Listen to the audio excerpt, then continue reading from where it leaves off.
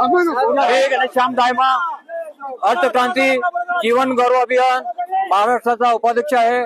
आज जी सन्मान यात्रा निघाली आहे ती सरकारवर ज्येष्ठ नागरिकांना सन्मान धन योजना देण्यासाठी सरकारला विनंती करण्यासाठी ही आजची सन्मान यात्रा निघाली आहे। याच्यामध्ये आम्ही सरकारला लाखो पत्र पाठवित आहोत।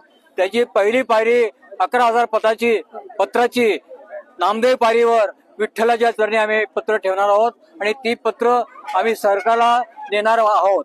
या सन्मान यात्रेमध्ये सांगली, सातारा, कोल्हापूर, पुणे, करमाळा, इस्लामपूर, वाळवा, कर्नाटक, विशेष कर्नाटक, पुणे, सोलापूर विविध भागातून या सन्मान यात्रेमध्ये लोक सामील झाले आहेत। ज्येष्ठांच्या भावना लक्षात घेऊन सरकारने आमच्या मागण्या मान्य कराव्या ही सरकारपाशी आमची नम्र विनंती आहे।